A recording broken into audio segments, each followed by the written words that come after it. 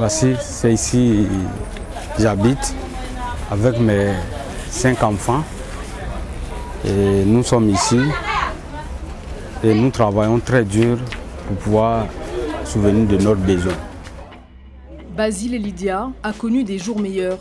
Dans une vie passée, il était chauffeur de taxi-compteur. Voici mes enfants. Un métier à l'époque bien payé, qui lui avait permis de s'offrir une maison confortable et plusieurs taxis.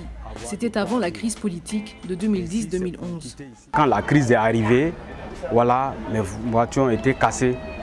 Et depuis que ça a été cassé, je n'ai plus les moyens pour s'occuper des enfants. Basile Lydia est désormais chauffeur de VTC. À 53 ans, il travaille pour un sous-traitant de TaxiJet, une entreprise qui se rêve en Uber ivoirien. Mais à la différence du géant californien, les réservations se font aussi par téléphone. Le tarif de la course est fixé à l'avance, sans négociation avec le chauffeur. En ce qui concerne le traitement des clients dans le taxi, pendant qu'ils montent dans le taxi, pendant qu'ils font les commandes et tout ça, pour l'instant, j'ai rien à dire. Tarif moyen d'une course, 1600 francs CFA. C'est un peu plus qu'un taxi-compteur, Wi-Fi et sécurité en plus. TaxiJet veut-il concurrencer les vieux taxis Orange d'Abidjan? L'entreprise préfère parler de partenariat car elle fait travailler en sous-traitance une centaine de chauffeurs de taxi-compteurs. Les taxis-compteurs ne sont pas nos concurrents mais sont nos partenaires. On essaie d'assainir le milieu, de permettre à ce que ces taxis-là puissent apporter soient beaucoup plus crédibles. Parce que comme vous le savez, il y a beaucoup de choses qui sont passées par le passé dans les taxis. Les gens se sont vus agressés. Mais chez les chauffeurs de taxi-compteurs, les taximètres, on a bien du mal à voir les avantages de l'arrivée des VTC dans la jungle urbaine abidjanaise. Ce jour-là, en pleine heure de pointe, des dizaines de taxis stationnent dans ce parking improvisé à la recherche de clients. Des clients aguichés par les prix cassés, des taxis collectifs clandestins qui circulent dans des véhicules banalisés.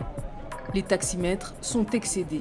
Nos assurances coûtent combien? 42 300 francs, hein? Et les balanciers ne payent rien. Mais par contre, c'est eux qui gagnent plus que nous.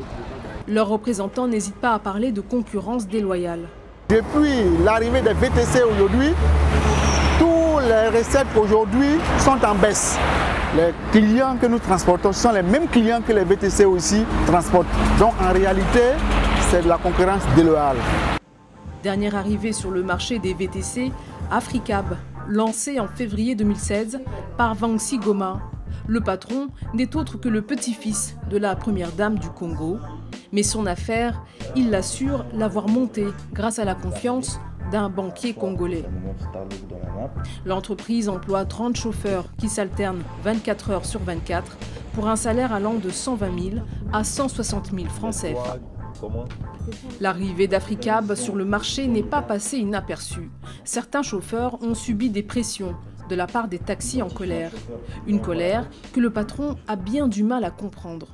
Il y a la libre concurrence et c'est quelque chose que promote beaucoup le gouvernement ivoirien. Ils veulent qu'il y ait de la concurrence sur le marché.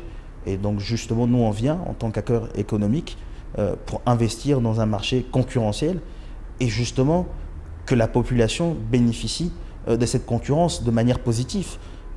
Ça va tirer les prix vers le bas, ça va forcer tous les acteurs à toujours se pousser vers l'excellence.